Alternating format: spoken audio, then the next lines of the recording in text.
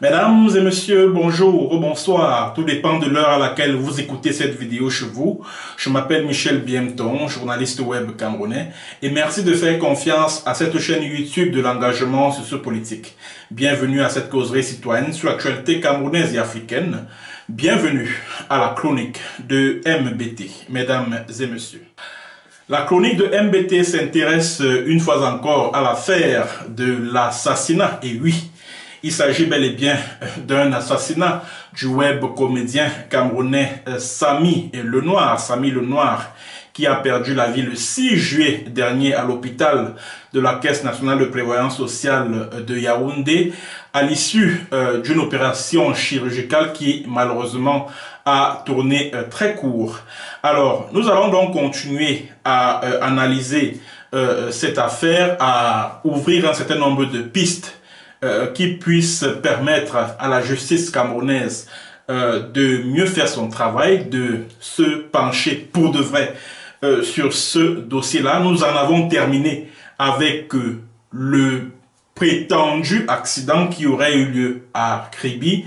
Et au regard de ce que nous avons dit sur cette chaîne, au regard des analyses que nous avons faites, des reportages menés par nos confrères des chaînes de télévision Vision 4 et Canal 2, on en est arrivé à la conclusion selon laquelle il n'y a jamais, mais alors jamais eu d'accident à Kribi. Samy Lenoir, de son vrai nom, Mferefefua Léonard, n'a jamais été victime d'accident de circulation. Première chose. Deuxième chose, la vidéo qui a été publiée sur Internet, sur les réseaux sociaux, le 16 juillet dernier, était un deepfake. Nous sommes tous d'accord là-dessus. On en a terminé avec l'étape de Kribi. Ce qui s'est passé à Kribi n'était pas du tout un assassinat. Seule Madame Mungwe Karine et son équipe nous diront devant les juridictions ce qu'il est advenu de Monsieur Mferefefua dit Samy Lenoir. Bon, après avoir terminé avec l'étape de Kribi, nous allons nous diriger vers l'hôpital de la Caisse. Mais avant que d'en arriver là, j'aimerais m'adresser à ceux qui ont tendance à vouloir nous faire croire que, voilà, Madame Karine Mungwe n'a absolument rien à voir là-dedans, que ce sont les services hospitaliers du Cameroun qui doivent être comptables de la disparition de Samy Lenoir et blablabla et blablabla. Je tiens à réitérer ici que la responsabilité de cette dame se trouve à quel niveau?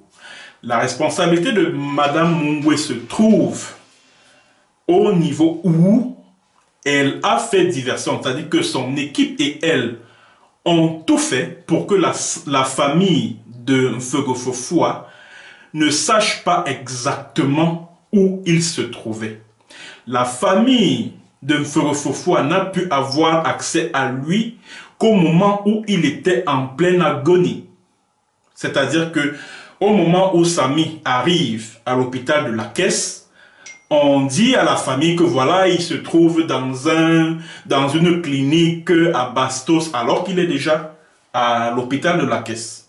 Donc c'était une manœuvre pour divertir la famille afin qu'elle n'ait pas une idée exacte de là où Samy se trouve.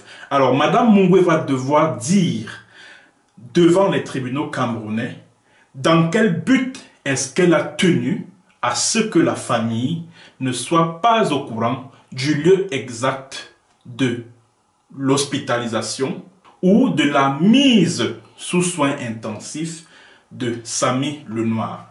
C'est dans l'hôpital de la Caisse qui s'est chargé de prendre en charge Samy Lenoir, victime d'une double fracture de l'humérus. Je tiens à dire que c'est au niveau de l'hôpital de la Caisse que M. Samy Lenoir a été purement et simplement liquidé physiquement. C'est dans cet hôpital-là que tout a été fait. On parle de prélèvement d'organes, c'est possible, puisque le prélèvement d'une crête iliaque le même jour de l'opération ne s'explique pas. En tout cas, nous allons revenir sur ce communiqué de l'hôpital de la Caisse, la CNPS, Caisse nationale de prévoyance sociale. Voici la teneur du communiqué daté du 9 juillet dernier, le 9 juillet 2023. C'est un communiqué de l'hôpital de la Caisse qui est signé, qui n'est pas signé, mais qui porte le cachet nominatif de Mokulu Mvondo Akame, qui n'est pas un médecin. C'est vrai, c'est le DG de l'hôpital de la Caisse, mais il eût fallu que ce soit le directeur de l'hôpital de la Caisse qui signa ce communiqué. Aussi simple que ça. Voici ce que dit le communiqué en question. En date du 6 juillet 2023, Monsieur Mfeufefoua Roland, connu sous le nom de Samy le Noir, a rendu l'âme alors qu'il était convenablement pris en charge au centre hospitalier des SOS, c'est-à-dire l'hôpital de la Caisse, bien sûr. En cette douloureuse circonstance, la CNPS tient à adresser ses condoléances, ses sincères condoléances à la famille si durement éprouvée. Toutefois, il est judicieux pour le repos de l'âme du défunt de rétablir la vérité des faits face à certaines allégations relayées à travers les réseaux sociaux. Les faits. Monsieur Mfeufefoua a été admis aux urgences du centre hospitalier des SOS le 21 juillet 2023 à 21h15 sur recommandation de l'hôpital de district de Kribi. Les examens cliniques réalisés au préalable présentaient une fracture sévère de l'humérus gauche nécessitant une intervention chirurgicale rapide. Après la signature de la note de consentement éclairée par le patient en présence de sa compagne, donc ça veut dire que le jour où il arrive à l'hôpital de la Caisse, aucun membre de la famille ne s'y trouve. Il n'y avait que sa compagne qui était là, qui n'est pas un membre de la famille. L'opération, comme convenu, s'est déroulée le lundi 3 juillet 2023 à partir de 11h30.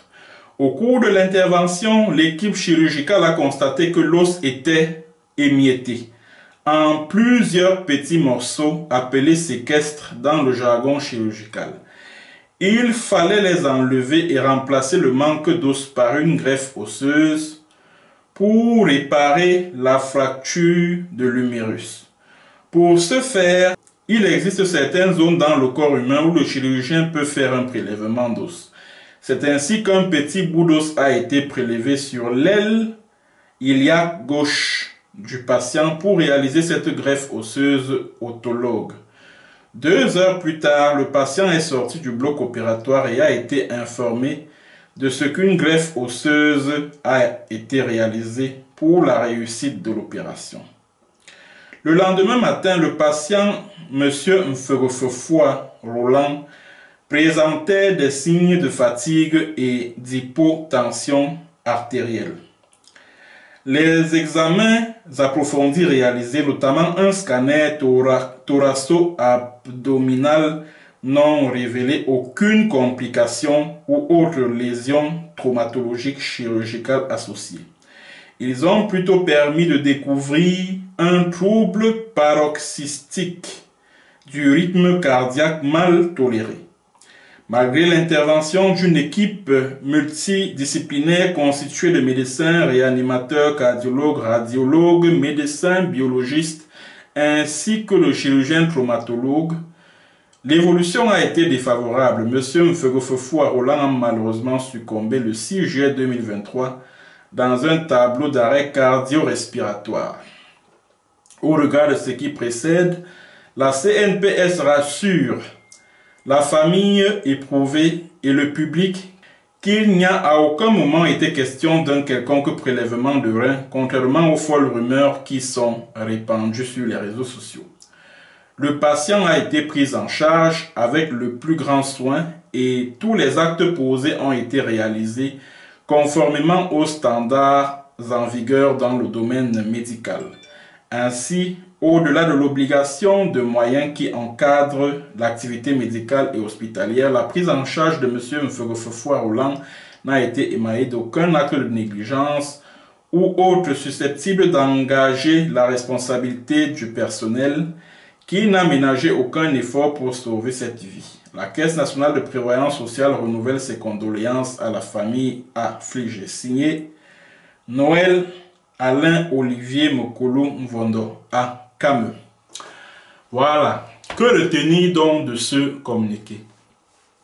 Ce qu'on retient de ce communiqué est que Monsieur Samy Lenoir, c'est-à-dire que le web comédien, est arrivé à l'hôpital de la Caisse avec l'examen radiologique, bien sûr. Maintenant, ceux qui étaient en charge de l'opérer l'ont opéré. Et au moment de l'opération, ils ont découvert que l'os était, c'est-à-dire que la partie fracturée était émiettée.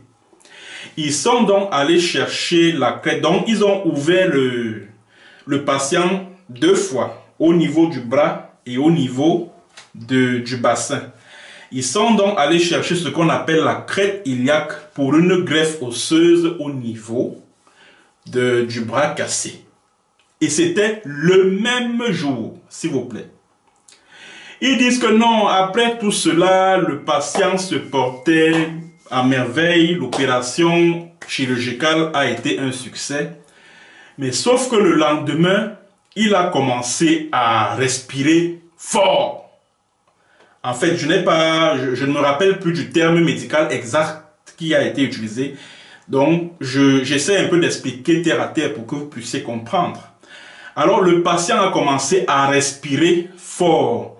J'ai entendu un médecin là sur Facebook dire que oui, embolie pulmonaire, machin. D'après le communiqué de la CNPS, un scanner a été fait aussi bien de la poitrine que du ventre. Et ce scanner n'a rien révélé. Mais malheureusement, Samy Lenoir était en train de respirer parce que son cœur battait fort. Son cœur battait à un rythme très accéléré. Donc, c'est-à-dire qu'on parle d'une fracture, hein?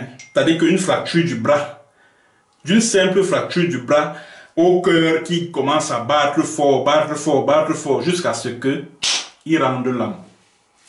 Je vous ai parlé ici de ma mère, c'est-à-dire que ma propre mère, celle qui m'a mise au monde. Celle qui m'a mise au monde.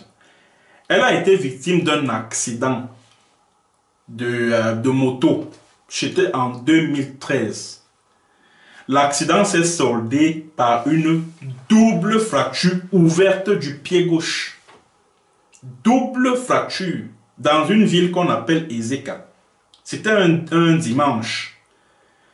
Bon, on l'a conduit à l'hôpital, le district d'Ezeka, qui malheureusement manquait du strict minimum. Et c'est par la suite qu'on l'a référé à l'hôpital central de Yaoundé aux urgences. Elle est arrivée aux urgences le lundi ou le mardi. Et c'est le mercredi qu'elle est entrée au bloc opératoire. Elle a été opérée avec succès. On lui a placé une prothèse en fer. Je n'ai jamais entendu que, comme on a constaté que les os se sont émiettés, on a allé chercher la crête iliaque pour mettre. Jamais. Je n'ai jamais appris ça. Donc, ce qui s'est passé à l'hôpital de la Caisse là relève de la pure sorcellerie. Ça, je vous le dis. C'est de la pure sorcellerie.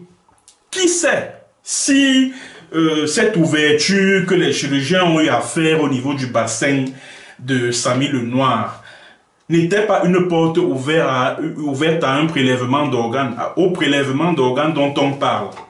Le prélèvement des reins et tout ça là. Sinon, moi, je ne comprends pas comment on peut pratiquer le même jour l'opération et puis la crête de la greffe osseuse à partir d'une crête iliaque. Ça, c'est-à-dire que moi, j'ai jamais vu ça. J'ai jamais vu ça. Je vous ai également dit, c'est qu'il y a une tribu au Cameroun là-bas, au sud, qu'on appelle les Yanda. Je dis que les Yanda sont les meilleurs chirurgiens des fractures, c'est-à-dire que les meilleurs médecins des fractures au Cameroun, là, il n'y a pas d'eux. Il n'y a pas d'eux. Si Samy était allé chez les Yamba, comme c'était un petit, c'est qu'il est encore vivant jusqu'à ce jour. On a comme le sentiment que la mort de ce gars a été programmée. Quel que soit ce qui est arrivé, qu'il y ait eu prélèvement d'organes, qu'il n'y ait pas eu prélèvement d'organes, qu'il y ait eu accident, qu'il n'y ait pas eu accident, toujours est-il que la mort de ce gars a été programmée, a été préméditée. Et l'objectif de ceux qui ont programmé sa mort a été atteint. Aussi simple que ça. Et même les chirurgiens, les spécialistes, les traumatologues, parce que tous ceux qui bavardent là sur Facebook, quand ce ne sont pas les médecins généralistes, ce sont les marketistes de la médecine. Quand ce ne sont pas les marketistes de la médecine qui parlent, ce sont des cardiologues. Quand ce ne sont pas des cardiologues, c'est des gynécologues. Quand ce ne sont pas des gynécologues, ce sont des aides-soignants qui sont venus apporter un semblant d'expertise pour expliquer que non, on peut mourir d'une fracture de l'humérus. C'est bien possible. Donc ça veut dire que ceux qui sont victimes d'accidents dans nos villages, là, dans des coins perdus du Cameroun, là, eux, ils sont condamnés à mourir alors. C'est ça. Si on ne les prend pas en charge immédiatement, ils vont mourir de leur fracture. C'est ça. Alors que c'est un truc que traditionnellement, on peut gérer. Même les spécialistes, c'est-à-dire que les traumatologues, les chirurgiens, ils sont surpris, étonnés. Mesdames et messieurs, j'aimerais vous inviter à écouter le docteur Thierry Noupoué. Il est chirurgien, traumatologue, un spécialiste en la matière. Dans quelques instants, il va nous expliquer dans quelles conditions est-ce qu'est pratiquée la greffe osseuse à partir d'une crête iliaque. Mesdames et messieurs, je vous invite à écouter les explications du docteur Thierry Noupoué et on revient juste après. Mesdames et messieurs. Je vais vous entretenir un peu sur tout ce qui se passe au niveau de la toile là, concernant le prélèvement au niveau du bassin. Alors là, c'est l'os du bassin. Là, nous avons l'os iliaque, les deux os iliaques. Donc voici un os iliaque, voici l'autre, et là c'est le sacrum. Généralement, c'est des endroits qui nous donnent de l'os spongieux, et corticospongieux. Lorsque nous avons une perte de substance osseuse dans un foyer de fracture quelque part et tout, on vient prélever de l'os ici pour aller combler la perte de substance osseuse. Et le prélèvement se fait au niveau, on fait une petite incision au niveau de l'épine iliaque antéro-supérieure. Voilà ce qu'on appelle l'épine iliaque antéro-supérieure. On fait une incision là-dessus et on prélève. Voici la technique de prélèvement. Et on frappe comme ça, comme vous voyez là. Voilà, ça c'est le maillet et ça c'est une pince bouche. Donc ça c'est une pince qui permet de faire un prélèvement ou ciseau frappé. On appelle ça soit ciseau frappé, soit une pince bouche. À la pince bouche, on prélève à lever la pince bouche après avoir frappé au ciseau. Donc ça c'est un ciseau. Donc nous mettons là, nous tapons comme ça, nous tapons là. Et parfois on peut taper ou carrément nous prenons comme ça. Nous prenons comme ça et nous enlevons un quartier osseux comme ça qui va permettre de mettre ce morceau d'os dans le foyer de fracture et combler. Pour ce qui se passe actuellement, dans un cas d'accident à la voie publique, et quand j'ai la radio que je vois, hein, la radio que j'ai vue, c'est une radio qui montre une fracture de l'humérus avec 3 fragments. Donc le 3e fragment est en aile de papillon. Donc il fallait juste stabiliser le foyer de fracture à l'aide d'une plaque et ramener le 3e fragment soit avec un véhicule 2, soit un véhicule, soit avec un fil d'acier. Et fixer. Là on met une plaque, une longue plaque 3,5 avec une plaque à 9 trous, à 6 trous. Et là on a 3 vis bicorticales en bas, 3 vis bicorticales en haut. Et le foyer de fracture, on ponte le foyer de fracture. Et le 3e fragment, on le ramène avec un fil d'acier. avec un fil d'acier ou bien avec le véhicule et généralement ça consolide. Mais il faudra retenir, d'après ce que le professeur Baïbek nous a formé, c'est notre parrain, donc des fractures de lumière généralement c'est une indication de choix. Parce qu'il y a plusieurs indications. Il y a des indications de principe, il y a des indications absolues, il y a des indications, plusieurs types d'indications. Mais ici, dans ce contexte, restons dans la fracture de l'humérus, il s'agit d'une indication de choix. On peut même déjà mettre le bras dans une artère plâtrée postérieure pour immobiliser le membre, il va consolider. Mais comme c'est un monsieur qui est actif, c'est ce qu'on appelle maintenant, il faut avoir le profil, l'identité du fracturé. On appelle ça la carte d'identité du fracturé. C'est quelqu'un qui vit de ses mains, parce que c'est un photographe d'après ce qu'on m'a dit. Donc il va falloir qu'il soit rapidement mobile, rapidement rentable, rapidement actif. C'est pour ça qu'on pose donc une indication. Là, ça devient une indication de principe. Donc ça passe d'une indication de choix à une indication de principe. Principe parce qu'il travaille de ses mains, de ses bras et tout. Il va falloir qu'il soit facilement mobile. Là maintenant, on lui met une plaque et tout. Le danger ici, c'est évidemment le nerf radial. Que si tu attitues le nerf radial, il va finir par se taper un poignet encore de signe, mais qui va récupérer si on n'a pas sectionné le nerf. Généralement, la voie d'abord, tu peux la faire en antérieur comme tu peux la faire en postérieur. Latéralement ici, c'est pour les gens bien routinés, parce que là, il va falloir faire une transposition du nerf radial pour éviter de le sectionner, mettre une plaque et tout. Maintenant, c'est le timing. Nous sommes dans un contexte d'urgence. Donc, je pense ce qu'on aurait dû faire, c'est de faire soit en deux looks. Le premier look, c'est immobiliser le foyer de fracture, avec le troisième ferment, comme je vous ai dit, en le ramenant à l'aide d'un vicryl 2 ou bien à l'aide d'un fil d'acier. Il peut le mettre le bras dans une attelle, ça peut consolider. Maintenant, s'il n'a pas consolidé, qu'on veut faire un greffon, c'est malade qu'on programme. On peut programmer 2-3 mois après et venir maintenant faire ce qu'on appelle un second look et venir donc maintenant prélever au niveau de la crête iliaque. Venir prélever là comme ça, au niveau de la crête iliaque, un ferment osseux qu'on vient intercaler dans le foyer de fracture pour pouvoir faire relier le bout proximal de la fracture et le bout distal de la fracture. Bon, j'ai pas une radio de l'humérus ici pour pouvoir vous montrer ça et rapidement le patient devait récupérer. Donc je crois que c'est dans ce cas que le prélèvement, voilà, il faut que les gens comprennent. Moi, c'est pour expliquer, hein. Il faut que les gens comprennent. Je ne suis pas dans la polémique, moi, je suis là pour parler de science. Il va falloir que le monsieur, qu'on comprenne qu'effectivement, on peut prélever de l'os ici et le transposer quelque part. Voilà, vous venez donc de suivre le docteur Thierry Noupoué. Il est médecin, chirurgien, orthopédiste, traumatologue basé à Douala au Cameroun. Alors, que retenir donc de cet exposé du docteur Noupoué? Ce que les chirurgiens de l'hôpital de la Caisse auraient dû faire d'entrée de jeu, c'est de placer au niveau du bras fracturé, au niveau de la partie fracturée, une plaque 3.5 pour stabiliser la fracture. Et deuxième chose, la plus importante à retenir, c'est que c'est après 2 ou 3 mois.